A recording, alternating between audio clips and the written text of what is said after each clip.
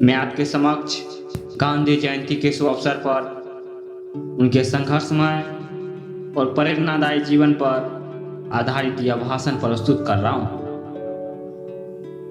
नमस्कार दोस्तों, आपका एक बार फिर से स्वागत है आपका अपने चैनल सूर्या स्पीच इंस्टीट्यूट में। दोस्तों, आज हम आपके लिए लेकर आए हैं राष्ट्रपिता महात्मा गांधी पर भाषण।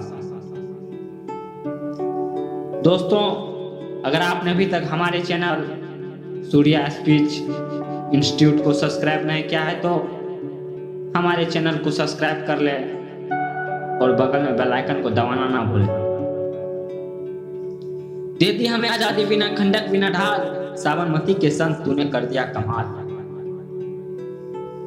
हाँ, वो कमाल ही तो था जिसने बिना शस्त्र उठाए विश्व की सबसे बड़ी ताकत को झुकने पर मजबूर कर दिया, भारत छोड़ने पर मजबूर कर दिया और सदियों से दास्ता की जंजीर में जकड़े देश को आजाद कर दिया। हाँ, ये कमाल ही तो था कि दुनिया में एक ऐसा महात्मा था जो पाप से घृणा करता था, पापी से नहीं, जो लक्ष्य और उसे प्राप्त करने के साधन दोनों की पवित्र होने की वकालत करता था,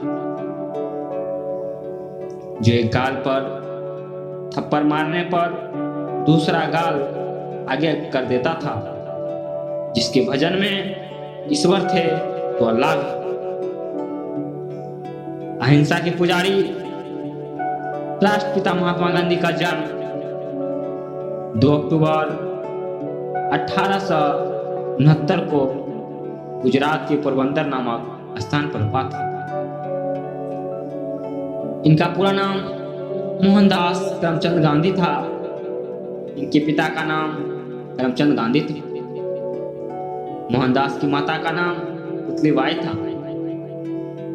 महात्मा गांधी के पिता कटियावाड़ के छोटे से रियासत पोरबंदर के दीवान थे। 13 वर्ष की आयु में गांधी जी का विवाह कस्तूरबा से करवा दिया गया था। 1887 में मोहनदास ने जैसे तैसे मैट्रिक की परीक्षा पास की और भावनगर स्थित सामलदास कॉलेज में दाखिल लिया। अचानक गुजराती से अंग्रेजी भाषा में जाने से उन्हें व्याख्यानों को समझने में कुछ दिक्कत होने लगी। इस बीच उनके परिवार में उनके भविष्य को लेकर चर्चा चल रही थी। अगर निर्णय उन पर छोड़ा जाता तो वो डॉक्टर बनना चाहते थे, लेकिन वैष्णव परिवार में चीरफाड़ की इजाजत नहीं थी। साथ में यह भी स्पष्ट था कि यदि उन्हें गुजरात के किसी राजघराने में उस पद पर प्राप्त करने की पारिवारिक परंपरा निभानी है तो उन्हें बैरिस्टर बनना पड़ेगा और ऐसे में गांधी जी इंग्लैंड जाना पड़ा। यूं ही गांधी जी का मन उनके सामलदास कॉलेज कुछ खास नहीं लग रहा था, लेकिन उन्होंने इस प्रस्ताव को सहज ही स्वीकार कर लिया। उनके युवा मन में इंग्लैंड की छवि दार्शनिक और कवियों की भूमि संपूर्ण सभ्यता के केंद्र के रूप में थी। सितंबर 1888 में वो लंदन पहुंच गए। वहां पहुंचने के 10 दिनों के बाद वह लंदन के 4 कानून महाविद्यालयों में से एक इनर टेम्पल में दाखिल हो गए।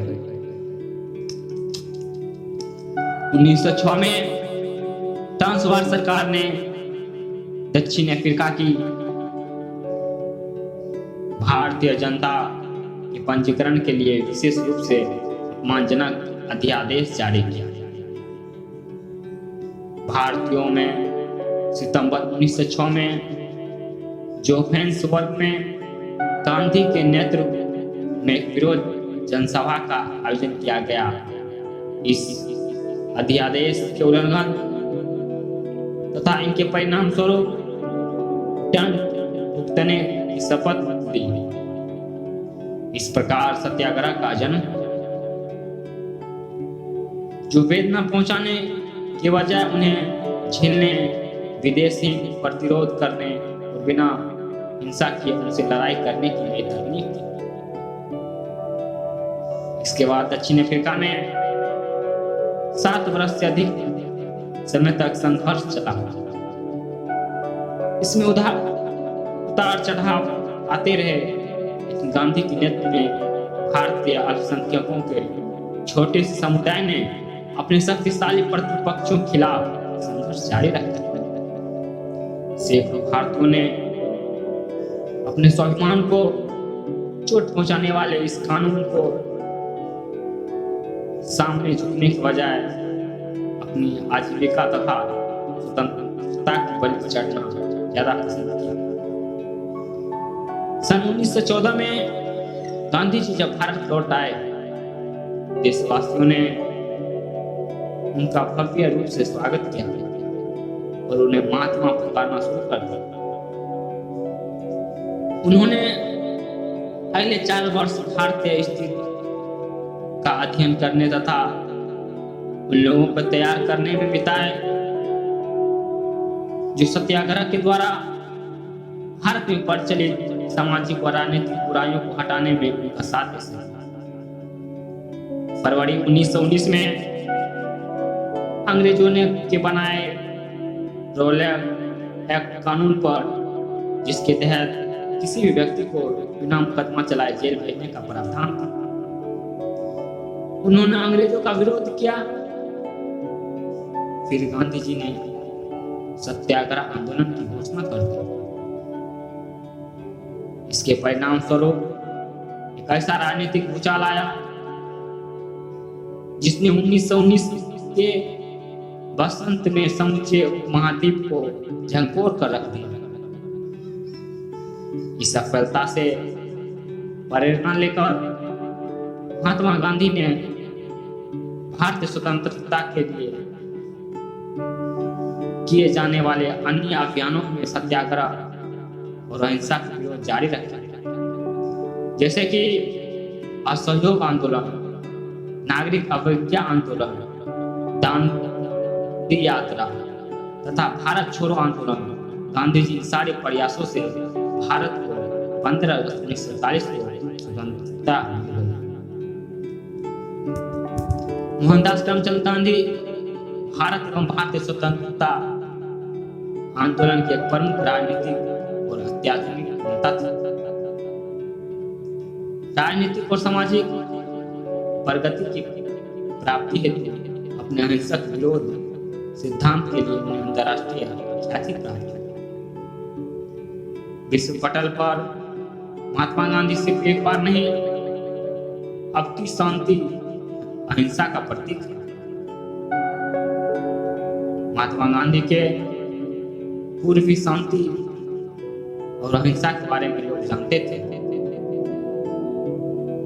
परंतु उन्होंने जिस प्रकार सत्याग्रह, शांति व अहिंसा के रास्ते पर चलते वे अंग्रेजों को भारत छोड़ने पर मजबूर कर दिया, उसका कोई दूसरा उदाहरण विश्व इतिहास में देखने को नहीं मिलता।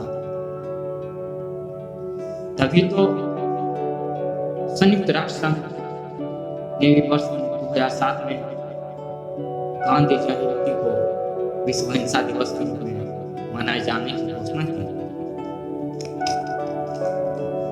गांधी जी के बारे में प्रख्यात वैज्ञानिक आइंस्टीन ने कहा था, 1000 साल बाद आने वाली नस्लें इस बात पर मुश्किल से विश्वास करेगी कि हर मांस से बना ऐसा कोई इंसान धरती पर कभी आया था। विश्व पटल पर महात्मा गांधी सिर्फ एक नाम नहीं, अब तो शांति और अहिंसा का प्रतीक है। ऐसे महान व्यक्तित्व के व्यक्ति महात्मा गांधी की 30 जनवरी 1948 को नई दिल्ली के बिरला भवन में नाथुराम गोडसे द्वारा गोली मार हत्या कर दी गई। आज महात्मा गांधी को राष्ट्रपिता के रूप में माना जाता है। क्योंकि उन्होंने अपने महान विचारों और आदर्शों का सर्वस्व बलिदान के जरिए सच्चे अर्थों में भारत की स्वतंत्रता आंदोलन की नींव रखी। लॉर्ड्स माउंटबेटन के अनुसार भारत वस्तुतः विश्व शायद आने वाली कई शताब्दी तक उनके जैसे व्यक्तित्व को नहीं देख पाएगा। उनकी अमर विरासत समय के फेर में कभी भी नष्ट नहीं होगी और हमारे देश में ही नहीं बल्कि पूरे विश्व को रोशनी दिखाती रहेगी। खाकी जिसकी पहचान है, कर्म ही जिसकी शान है। खाकी जिसकी पहचान है, कर्म ही जिसकी शान है। सत्य अहिंसा जिसकी जान है, हिंदुस्तान ही जिसका ईमान है। पूज्य बापू महात्मा गांधी अमर रहे। पूज्य बापू महात्मा गांधी अमर रहे। जय हिंद, जय भारत, धन्यवाद।